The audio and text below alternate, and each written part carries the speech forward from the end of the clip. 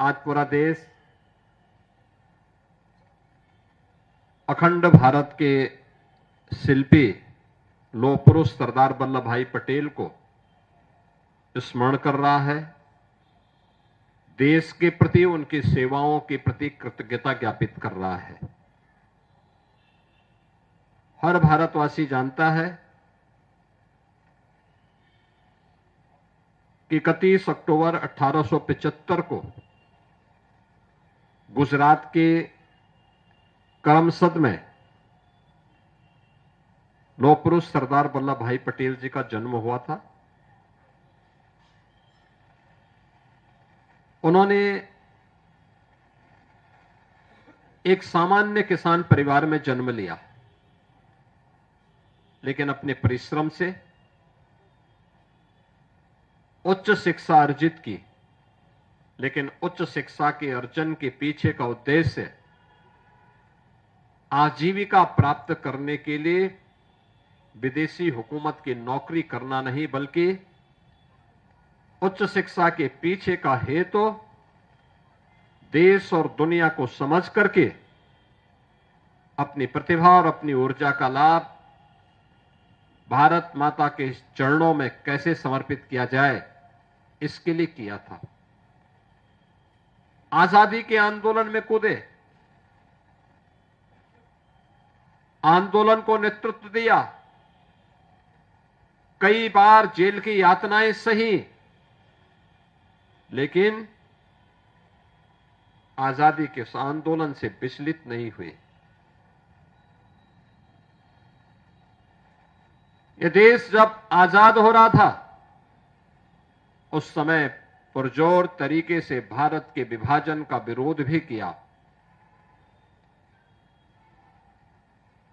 स्वतंत्र भारत में भारत की व्यवस्था कैसे होनी चाहिए और कैसा भारत हमें चाहिए,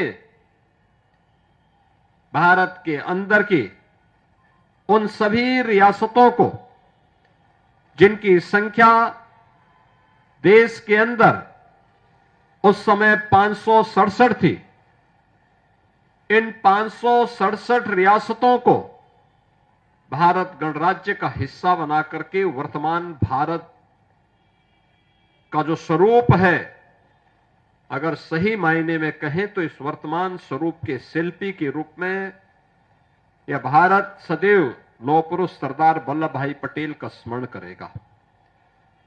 इस स्वरूप उन्हीं की देन है।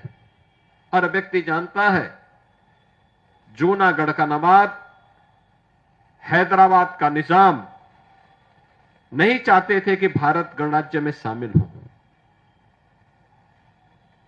क्योंकि जब ये देश आजाद हो रहा था, टू नेशन थ्योरी को अंग्रेजों ने जब देश के अंदर लागू किया, तो ब्रिटिश हुकूमत ने उस समय देशी रियासतों को इस बात की स्वतंत्रता दी कि वे भारत गणराज्य में शामिल होना चाहें या पाकिस्तान में या अपना स्वतंत्र अस्तित्व बनाए रखना चाहें, यह उनको स्वतंत्रता दी गई थी। भारत की सभी देशी रियासत भारत गणराज्य का हिस्सा बनने के लिए जितने भी हिंदू रियासतें थीं, उन्होंने भारत गणराज्य का हिस्सा बनने में सहमति व्यक्त की। जूनागढ़ का नवाब और हैदराबाद का निजाम मना कर दिया। जम्मू कश्मीर रियासत को कहां शामिल किया जाए, वह असमंजस की स्थिति में थे। तो पंडित जवाहरलाल नेहरू ने उसे अपने हाथों में लिया कि मैं इसके बारे में आगे पहल करूंगा। जूनागढ़ और हैदराबाद को भारत का हिस्सा बनाना है और एक रक्तहीन क्रांति के माध्यम से केवल सरदार साहब की सूझबूझ के परिणाम स्वरूप ये दोनों रियासतें भारत गणराज्य का हिस्सा बनी। जूनागढ़ के नवाब को और हैदराबाद के निजाम को देश छोड़ करके भागना पड़ा। जम्मू कश्मीर पंडित नेहरू के हाथों में था। उन्होंने जम्मू कश्मीर को इतना विवादित करने का काम किया कि वो भारत को लगातार आजादी के बाद डसता रहा। उग्रवाद, अलगाववाद, ये उसी कश्मीर से पंडित नेहरू के कारण देश को प्राप्त हुआ था। यह देश आभारी है प्रधानमंत्री मोदी जी का,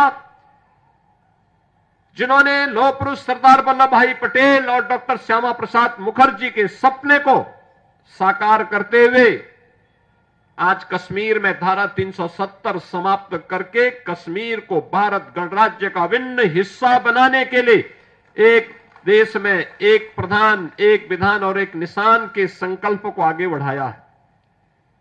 बहनों और भाइयों, भारत के अंदर अनेक गृह मंत्री के रूप में भारत के अंदर अनेक ऐसे कार्यक्रमों का शुभारंभ लौह पुरुष सरदार वल्लभ भाई पटेल ने किया था।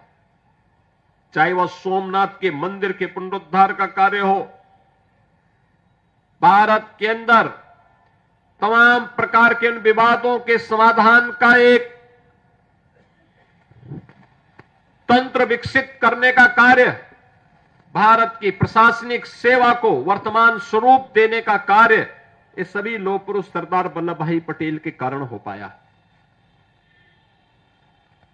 यह देश का दुर्भाग्य रहा जब लौह पुरुष सरदार वल्लभ भाई पटेल का यशस्वी नेतृत्व और लंबे कालखंड तक देश को प्राप्त होता। 15 दिसंबर 1950 को उनका नश्वर शरीर जवाब दे दिया।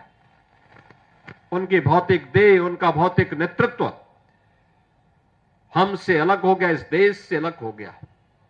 लेकिन उनकी स्मृतियां, देश के प्रति उनकी सेवाएं, देश के प्रति उनका योगदान हम सबके लिए एक चिर स्मरणीय अध्याय बन गया, एक नई प्रेरणा बन गई।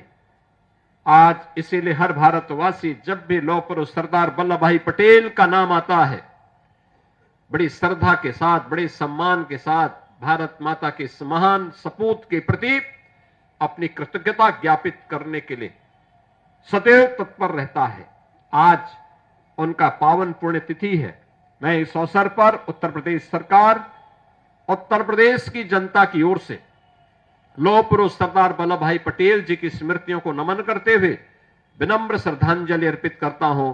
धन्यवाद। जय हिंद। धन्यवाद माननीय मुख्यमंत्री जी। आज संस्था और ये समाज आपका आभारी है।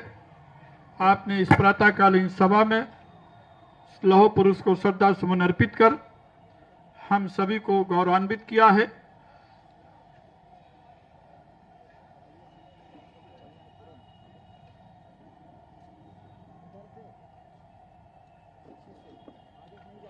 माननीय विधायक जी से अनुरोध है, कृपया सम्मान मुख्य प्रवेश द्वार तक विदा करके आए। बाकी लोग बैठे रहें, सभा चलती रहेगी। अभी सभा चलेगी, अन्य लोगों द्वारा पुष्पांजलि अर्पित की जाएगी।